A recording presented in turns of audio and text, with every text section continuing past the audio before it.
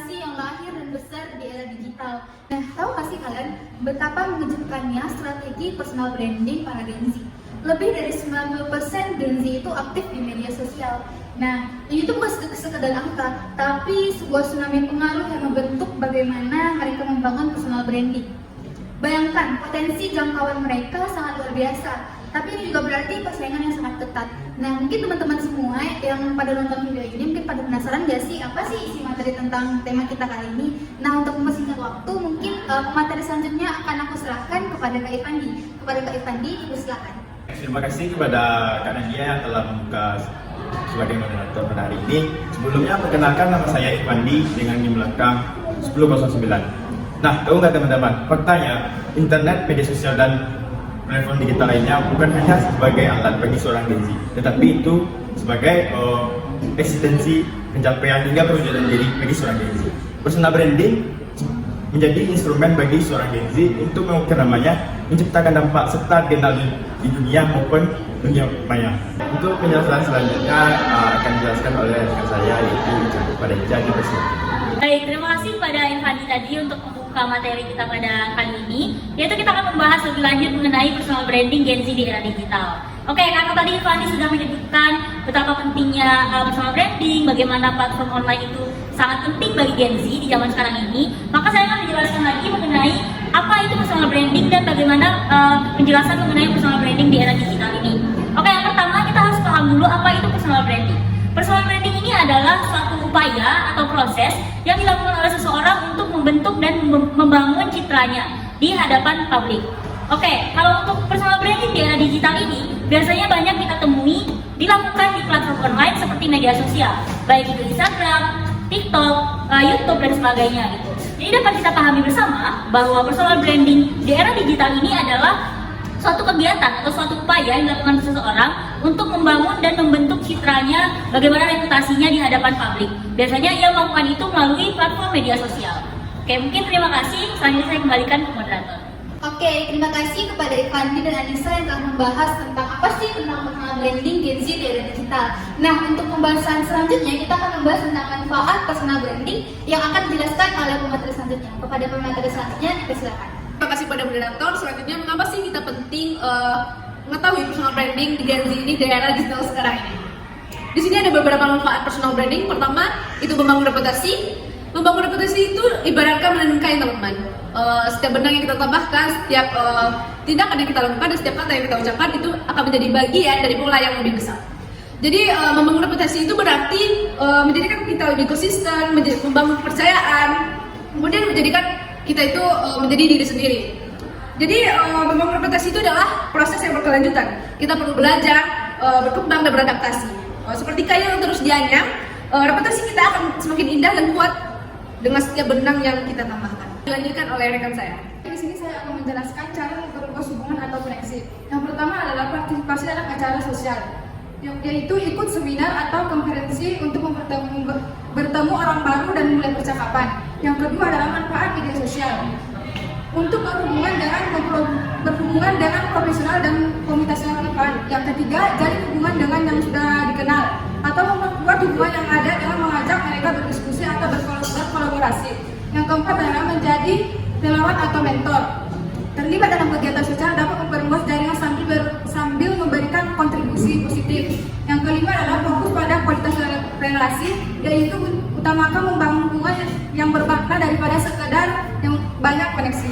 Selanjutnya akan dilanjutkan oleh rekan saya. Manfaat selanjutnya yaitu membuka peluang baru, di mana membuka peluang baru itu merupakan suatu proses menciptakan citra diri yang kuat dan otentik di mata orang lain, yang dapat meningkatkan kepercayaan diri, kredibilitas, serta jaringan.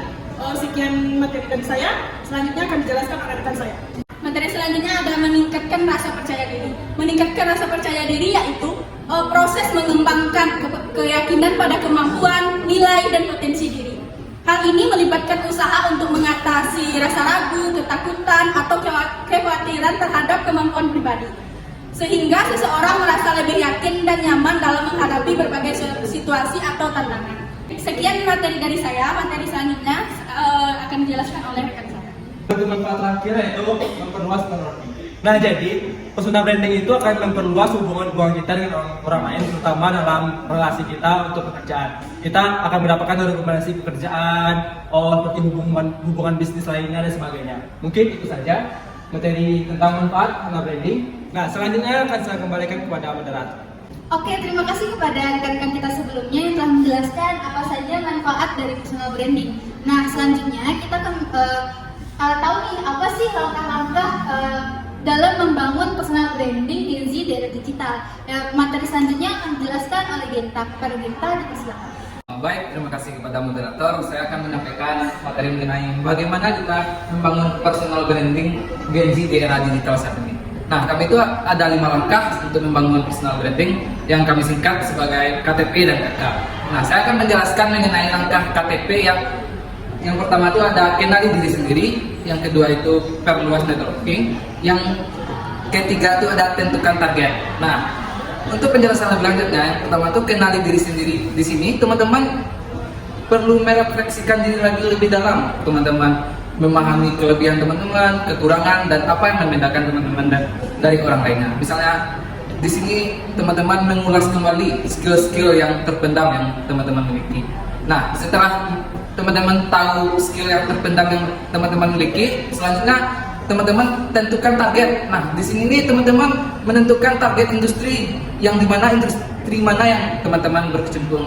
Misalnya teman-teman memiliki skill analisis data, nah, tentu teman-teman bergabung dengan kelompok-kelompok analisis data dan lain sebagainya. Yang ketiga itu ada perluas networking. Nah, teman-teman menjalin hubungan antara teman-teman dan kelompok-kelompok yang relevan dengan skill teman-teman. Nah, kalau teman-teman banyak relasi mengenai skill teman-teman dan apa yang ingin target yang teman-teman capai, nah teman-teman bakal peluang teman-teman berhasil atau menjadi sukses itu lebih besar teman-teman.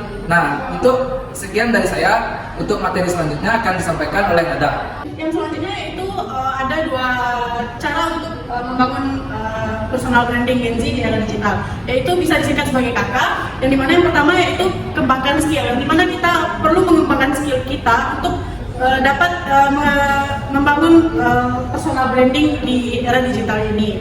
Yang kedua yaitu ada konsisten dan otentik, yang dimana kita harus konsisten dalam mencerminkan diri kita yang asli dalam untuk membangun personal branding Gen Z di era digital ini.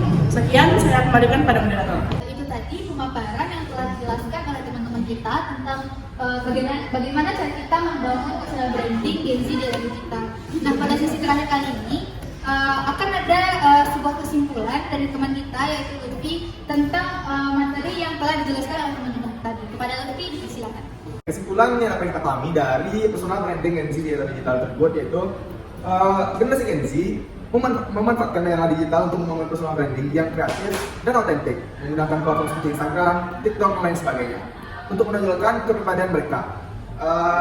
Personal branding bagi Gen Z bukan hanya soal popularitas, tetapi juga menciptakan citra yang relevan dan mampu menarik perhatian di tengah audiens global.